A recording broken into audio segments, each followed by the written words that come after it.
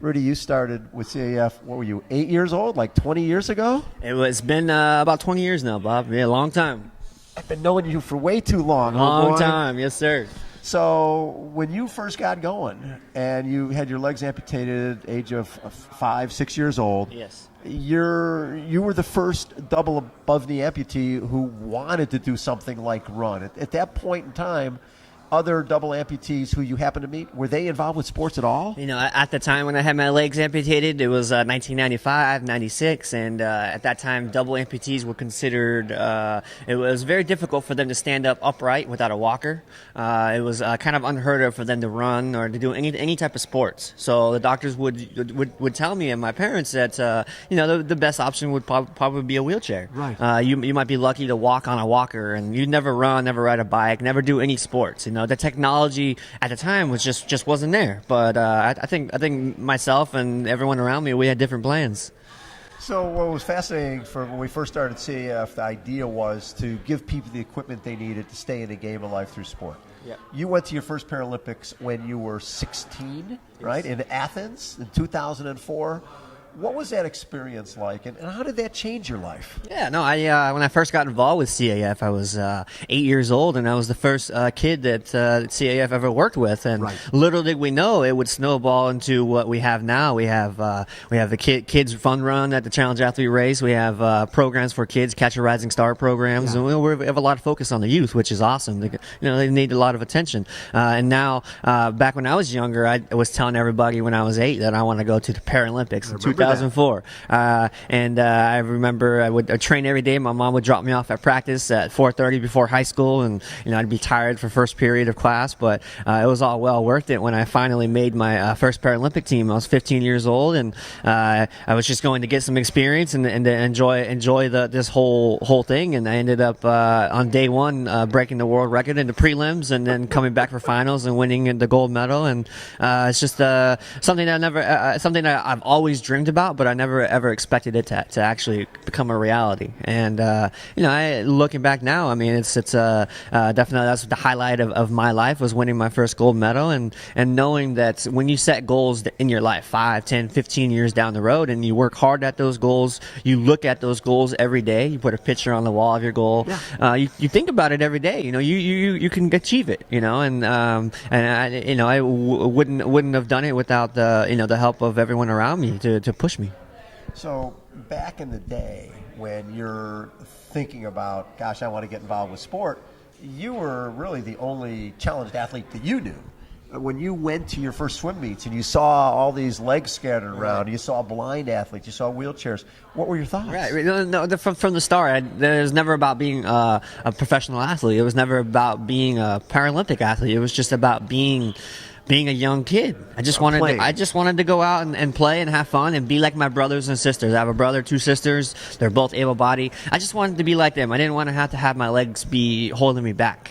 And so I remember I showed up on the pool deck because I wanted to try swimming. My dad suggested swimming, so I remember we were on the pool deck, and I was the only kid on the deck with a challenge, with a disability. And everyone, they all automatically associated me with the name the no leg boy, the boy with no legs, and that I did not sit right with me. And leg boy. No, it was not cool with me. And then not the fact that it was no leg boy, but because they kind of separated me. You. Yeah, they right away said he has no legs. There's no way he's gonna be as fast as us.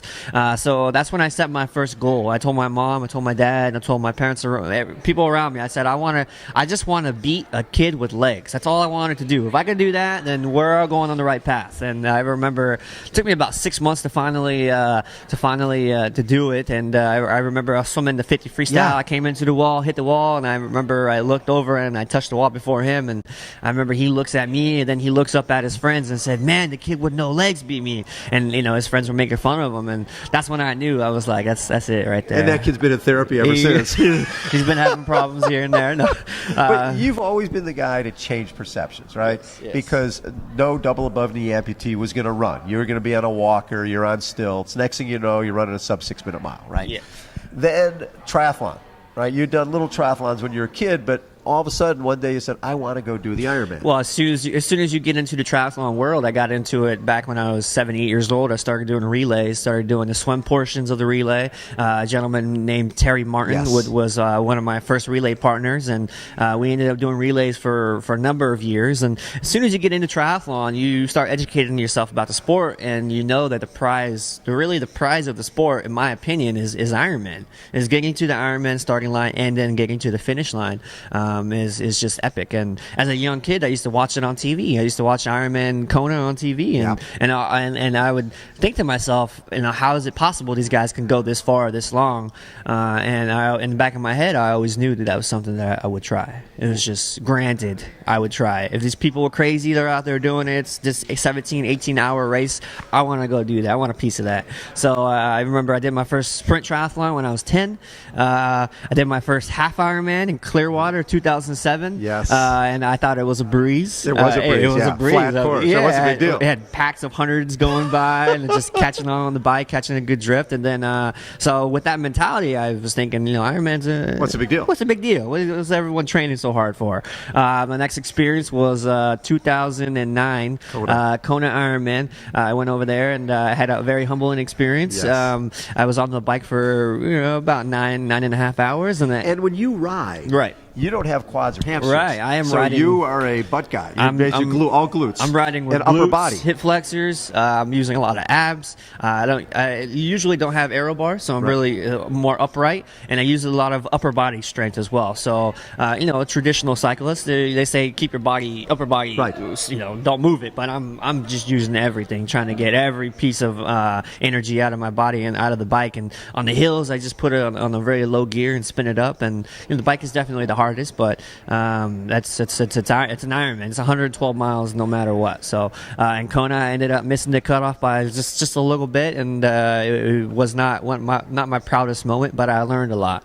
I learned a lot about myself, a lot about my training. That's what I got involved with Coach Muddy Waters. We ended up fixing my whole bike, taking off the aero bars, and we put some more thought into the bike, and because that was my weakest point out of the three sports. And a month later, I wanted to get my revenge. I wanted to finish an Ironman. It was something that I always wanted to do, and I didn't want to wait a whole another year. I didn't want to wait. Also, there was a lot of people following, and you. I put a lot of all training. Those other little kids who were missing legs or chairs. I wanted to set the example. If you don't finish an Ironman, it's not the end of the world. You just got to get back on the horse and try it again.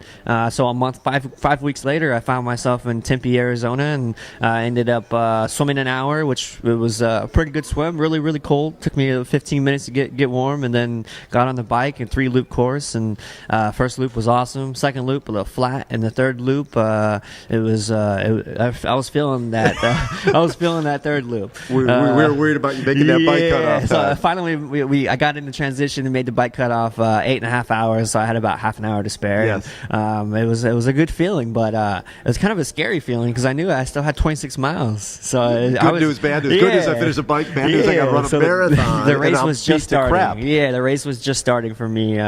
First loop again, I felt great. Second loop, I started to really feel the pain, and then the third loop, I definitely hit my wall, and I was able to climb out of it and push that last 6 miles and finish a 16:06 Ironman. So under 17 hours. That's all that matters. But there's still Kona Ironman. I got to get back and finish that Ironman in good fashion. So for the kids who are out there, and you've been the Pied Piper for the Cameron and Cody and so many of these other little double amputee kids who had and someone like a Jake Frank who had no idea what was out there. Right. How important is that to you? You've got gold medals, you've got silver medals from the Paralympics, you finished the Ironman, but I know for you a lot of your favorite moments are when you were at the Paralympic trials this year, and there's David Gelfand, and there's some of the kids who were little guys. Yep, now they're grown. Now they're the grown Paralympics, men. right? Yeah, The Paralympic trials. Yeah. How important is that stuff for you? The It's- mentoring aspect. To me, that's most important. More important than winning medals, breaking records, going on trips. It's being able to motivate and inspire these young kids to live a lifestyle life that they chose, that they want to do is to me is most important. You know, when I first started, I literally had no one to look at, to example, to mimic and say, well, he has no legs and that's how he takes his legs off to jump in the pool, to ride his skateboard. I had no one. So for me, I had to figure everything out by myself. Yes. I had to figure out how to ride a skateboard, how to run, how to ride a bike. Everything, and you know, it wasn't easy. I wouldn't have done it without the people around me helping me. But I find that most important to be the example, to show these other kids that, you know, having no legs, having one leg, you know, having no arms, no legs, being blind, whatever the challenge may be, is really just a challenge. And you're gonna have to wake up in the morning the next day and put your legs and put your shoes on and continue on. So it's just amazing being able to be the guy to motivate and inspire these kids, because they're going to be ones that are going to be breaking my records. They're the ones that are going to be showing the world here very soon that you know, we're a movement and we are here to stay, and we're here to inspire the world. Love it. Rudy Garcia-Tolson has been our guest again. You can donate at donatecaf.com.